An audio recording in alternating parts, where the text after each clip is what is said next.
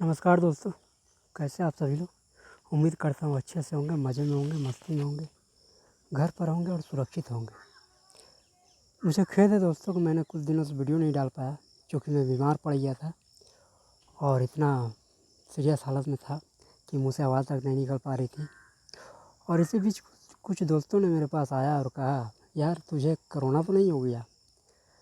मैंने कहा, यार कोई घास तक नहीं डालती, कोरोना क्या इंटरेस्ट लेगी मुझ में। तो मित्र लोग बोलते हैं, मजाक में ही कहते हैं कि कोरोना ही इंटरेस्ट ले रही है मेरे यार। अभी सभी इंसानों पर कोरोना ही इंटरेस्ट ले रही है, इसलिए ये बात मत बोलो इंटरेस्ट नहीं लेगी। तो फिर उसके बाद मैंने हॉस्पिटल गया, चेकअप करवाया तो नेगेटिव ही निकला। एक मौसम का असर था, नॉर्मल था, मौसम का असर था। गर्म बारिश की वजह से ऐसा हुआ। तो बीत गया दोस्तों, इसको सीरियस लिया जाए, सीरियस लेते हुए देखा जाए, चूँकि कोरोना का जो संख्या बढ़ रही है बहुत ज़्यादा तादाद में बढ़ रही है। इसलिए आप लोगों से रिक्वेस्ट है, घर पर रहें, सुरक्षित रहें और घर से बाहर निकले तो सुरक्षा लेकर बाहर निकले, क्योंकि जीवन है तो जहान है और जीवन बचाना अपने हाथ में है। जिससे फिर से दोहराऊँगा कि घर पर रहें, सुरक्षित रहें और घर से बाहर निकले तो सुरक्षा लेकर बाहर निकले और ज़रूरत हो तभी निकले। बहुत बहुत धन्यवाद आपका। तो चलिए आगे वीडियो को बढ़ाते हैं। तो आज का विषय है आत्मविश्वास और अहंकार में फ़र्क। दोस्तों, कुछ साल पहले मैंने एक फ़िल्म देखी थी जिसमें एक बॉस अपनी कंपनी के अधिकारियों को संबोधित कर रहे होते हैं। कंपनी का बॉस कहता है कि आत्मविश्वास और अहंकार में है फ़र्क। यदि मैं यह कहता हूँ कि यह काम मैं भी कर सकता हूँ तो वह आत्मविश्वास है, और यदि मैं कहता हूँ कि यह काम मैं ही कर सकता हूँ तो यह ईगो है। उस फिल्म की यह बात मेरे मन में घर कर गई। हमारे जीवन में कई ऐसे मौके आते हैं जब हमें कोई असफलता या पद हासिल होता है और हमें इसकी सराहना मिल रही होती है, लेकिन इस सफलता को हम किस रूप में लेते हैं यह पूरी तरह हमारे व्यक्तित्व पर निर्भर करता है।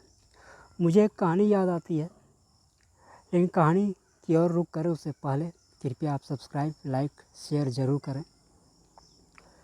तो कहानी है, किसी देश में एक बेहद दक्ष वैज्ञानिक हुआ करता था। वह नए नए अविश्वसनीय आविष्कार करता।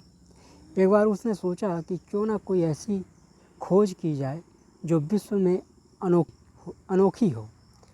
उसने विद्वता से अपने ऐसे हमशक्ल को तैयार किया, अपने डुप्लीकेट को तैयार करने का योजना बनाया कि इसमें कोई भी उसे पहचान ना पाए। सालों की मेहनत से वह कामयाब हो गया। उसने अपने 12 डुप्लीकेट तैयार किए, 12 हमशक्ल तैयार किए। वे इतने बारीकी से तैयार किए गए थे कि घंटों मशक्क़त के बाद भी कोई अन्य वैज्ञानिक या व्यक्ति यह नहीं पहचान पाता कि इनमें वास्तविक व्यक्ति कौन है, असली वैज्ञानिक कौन है। अपने प्रोजेक्ट को इतना सफल होते देख वैज्ञानिक के मन में यह बात घर कर गई कि इस संसार में उससे बेहतर कोई और हो ही नहीं सकता। फिर एक समय आया जब उसका समय धरती पर पूरा हो गया। यमराज उसे लेने आया, लेकिन 13 वैज्ञानिकों को देखकर वह भी चक्कर खा गया कि इनमें वास्तविक कौन है। थक हार कर वह वापस यमलोक लौट गया। अब तो वैज्ञानिक के अभिमान का ठिकाना नहीं था, उसके अंदर घमंड का वो ठिकाना नहीं था। अब वह किसी से सीधे मुंह बात भी नहीं करता। उसे यह लगा कि जब वह यमराज को धोखा दे सकता है तो अब वह भगवान के समक्ष हो गए हैं, समकक्ष है। पर यमराज कहाँ हार मानने वाले हैं। यमराज फिर गए और उन्हें सभी 13 हमशक्लों के सामने कहा, वैज्ञानिक, तुम्हारा यह अभिमान, तुम्हारा यह घमंड है कि तुमने इनमें कोई फ़र्क नहीं रखा। दरअसल तुम्हारे काम में एक बहुत बड़ी खामी है। यह सुनकर वैज्ञानिक को गुस्सा आया। यह सुनकर वैज्ञानिक को बहुत ज़ोरों से गुस्सा आ गया और उसने बोला, क्या आप बकते हो?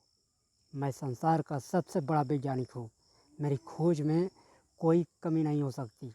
यह बोलते ही वैज्ञानिक को अपनी भूल का एहसास हो गया, क्योंकि यदि वह चुप रहता तो वह आज भी बच जाता। यमराज ने तुरंत उसे पकड़ लिया और उसे लेकर यमलोक की ओर चल पड़े। दोस्तों, किसी महापुरुष ने एक बेहद खूबसूरत बात कही थी, हमें अपनी सफलता प्राप्त होने पर अपने अहंकार को स्वयं से बाहर निकाल देना चाहिए और स्वयं का हल्का कर लेना चाहिए, क्योंकि ऊपर वही उड़ता है जो हल्का होता है। अतः यह बेहद आवश्यक है, यह बेहद ज़रूरी है कि हम खुद को आत्मविश्वास से तो लबरेज रखें, लेकिन अहंकार से कोसों दूर रखें। तो ये थी आज की विषय दोस्तों। बहुत बहुत बधाई आप सभी का और बहुत बहुत धन्यवाद आप सभी का। अगले बार का विषय रहेगा जीवन में कुछ भी अकारण नहीं होता। इसके साथ बहुत बहुत धन्यवाद।